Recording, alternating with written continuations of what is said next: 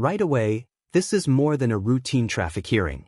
The judge is juggling multiple cases involving the same defendant, and that usually means the court is looking at a bigger pattern, not just one isolated mistake. Keep an eye on how the defendant's past compliance influences everything that happens next. 2025, and today we're set for a second pretrial and sentence in that case. Court is also taking up, there are two other cases.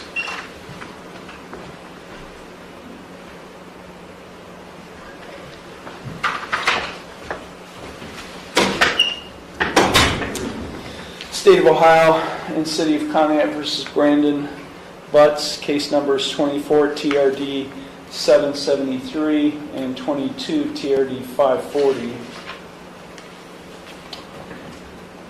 At a review hearing on June 9th, 2025, in these cases, Mr. Butts appeared with his attorney, as well as Law Director John Lewis, and the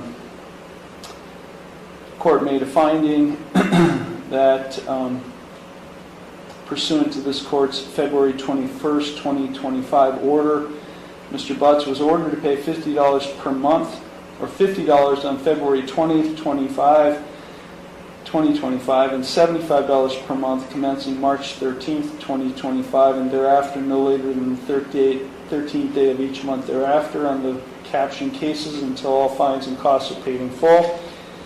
He was also ordered to successfully complete 50 hours of community work service no later than May 15th, 2025 in case number 24 TRD 773. The court made a finding on June 9th that he only paid $50 on February 20th and that no other payments had been made. The court further found that the defendant had not presented the court proof that he had performed any community work service as ordered by the court. I appointed the Public Defender's Office to represent him. Set a hearing today, July 7th, 2025 at 10:30 a.m. pursuant to Section 2947.14c of the revised code on the defendant's failure to pay fines, and also a contempt hearing for today pursuant to Section 2705.02 for Mr. Butts to show cause as to... Here's where the stakes jump dramatically. A contempt hearing isn't about whether someone committed the original offense. It's about whether they obeyed the court's orders afterward. Ignoring a court order can create an entirely new legal problem. Do you think financial hardship should excuse missing community service? Or should court orders always come first? Let us know in the comments. Why he should not be held in contempt of court for failing to perform community work service in compliance with this court's February 21st order. Mr. Butts is present today. He is accompanied by his attorney, Philip Heasley. Also present is Law Director John Lewis. Okay, we're going to address the pending case first, that being the 25 TRD 408 case. Mr. Lewis, the court is in receipt of a pretrial report. Yes, Your Honor, thank you. The offer that's been extended to Mr. Butts on that case would be to plead to the driving under suspension charge, and the parties would then argue sentence. Based on my research this morning, Mr. Butts is not currently valid. So that's the offer on the driving under suspension. Thank you. Thank you. Mr. Heasley. Thank you, Your Honor. Mr. Butts is making payments and doing what he can to obtain licenses. These are, of course, different proceedings, and I'm just addressing the first case first. I'm addressing the pending case right now. That's what I'm addressing. I'll address the other cases here shortly. But right now I'm addressing the pending case where he has pled not guilty to driving under FRA suspension in 25 TRD 408.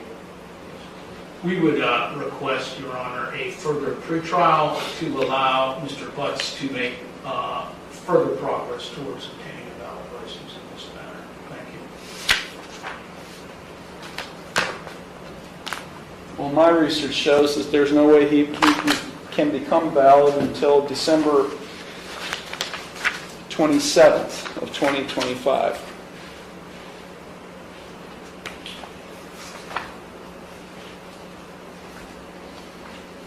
So I'm not scheduling this beyond that date. I'm not going. Notice what just happened. The defense asked for more time, and the judge agreed, but only within strict limits. That's a common balancing act in court, giving someone one last opportunity while making it clear that patience is running out. This hearing is starting to feel like the defendant's final chance. To do that, this case is going to be held in the short track. I will grant your request for a final pretrial conference that will take place in roughly 30 days from today.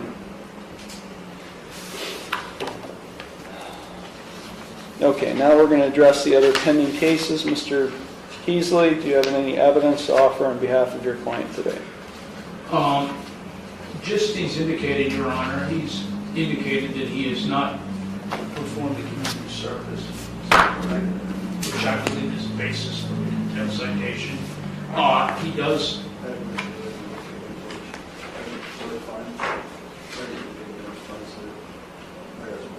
He indicates that he does have money to pay towards fines and costs, Your Honor.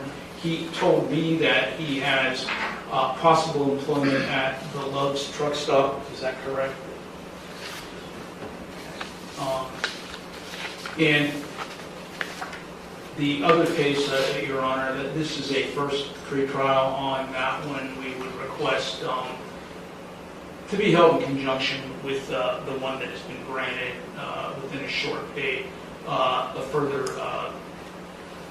pretrial, and hopefully either resolve these or conclusively set it for a trial, Your Honor. He's aware of the community service obligation. Are you planning on doing that? Yes. How?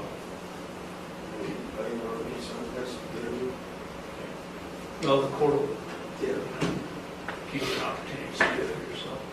Thank you, Your Honor.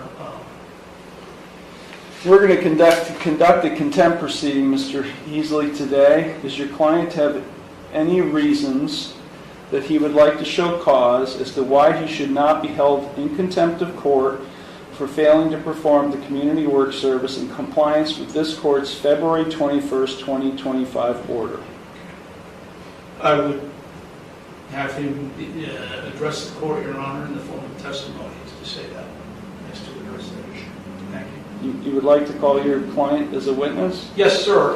Would he be up there, or would he be? No, I'll have him stay seated there. Okay. Mr. Yes, Butts, sir. Thank you. Raise your right hand.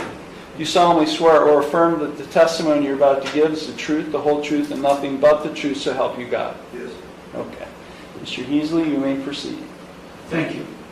Mr. Butts, this is regarding the contempt action that was filed against you regarding failure to abide by court order. Do you understand that, sir? Yes. Okay. Could you, in your own words, explain why you have not done community work service as of now?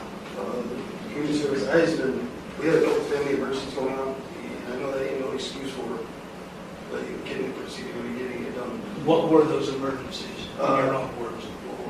Recently, my grandmother passed away, and my problem with transportation getting place to place has been a problem because I figured that bicycle thing would just cause me a problem with FRA suspension, and then just trying to find employment, trying to get around right now is pretty hard for me.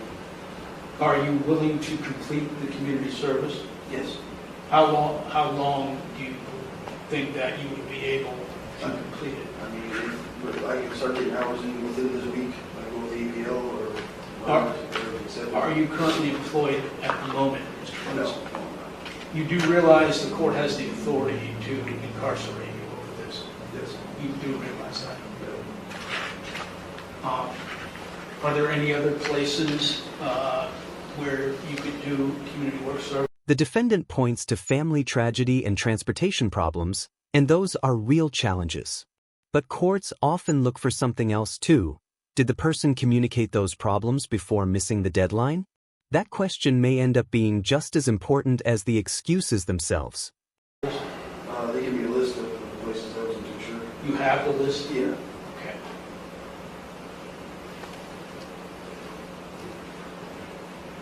Okay.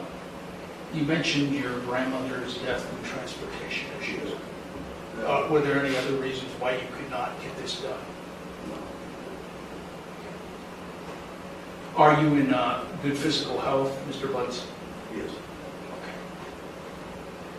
Okay. Nothing further from Mr. Butts, Your Honor. Thank you. You have any questions, Mr. Lewis? I don't have any questions, Your Honor. Thank you. I want to know, I ordered you to do this by January 31st. I ordered it on November 12th, so I gave you 60 plus days, more like 75 days to do community work service. So here we are, July 7th, almost 8 months since my original order for you to do community work service, and you produced no evidence of any community work service. Is that true, Mr. Butts? Yes. And your reasons is that your grandmother passed away and you have no transportation. Those are your only reasons. Well, yes, the transportation was the main thing, because due with like everything that I thought was legal enough to drive on the roads, under like any, there's nothing in Ohio State or anything that shows the bicycle stuff. So that's why I've been trying to get back and forth on bicycle until I got pulled over on that. And that caused me another problem. So basically, since that bicycle incident, there's been problems getting anywhere. I haven't had really any transportation way to get around. So did you ever think about reaching out to the court to at least provide the court any kind of notice that you cannot perform community work service before the court had to conduct a hearing on this? No, because I can honestly tell you no, because every time I ever try to reach out for some type of sort of help, I usually get the wrong end of the stick. And like, stop playing victim to me, Mr. Butts. Yeah, you are. This is the emotional turning point of the hearing. The judge isn't focusing on the hardship anymore, he's focusing on accountability. Whether you agree with that approach or not, this exchange signals that the court's patience has likely reached its limit. Were the defendant's explanations enough, or did he wait far too long to act? I always get the wrong end of the stick. I don't, when people sit in that chair, the last thing I want to hear is them playing victim. I'm not trying to play victim. Yes, you are. I was saying I was. Now, why don't you have a license? Because I owe so much on my. Right. Whose fault is that? Well, I thought undercut. Whose fault is that? That's my fault, but under. Okay, right. Take him into custody. You're in contempt of court. You're in contempt of court for not doing your community work service when you're supposed to do it. And you know what? I'm going to have you drug tested. You are subject to drug testing. We'll reschedule this hearing next week. Stop. What? This is Stop. bullshit, Mr. Butts, don't resist, or I'll push the buzzer and the police department will come running up here. And just like that, the hearing ends with an arrest in the courtroom itself. What began as traffic-related proceedings escalated into contempt, custody, and even a drug testing order. It's a powerful reminder that in court, failing to comply with judicial orders can sometimes carry consequences just as serious as the original charges.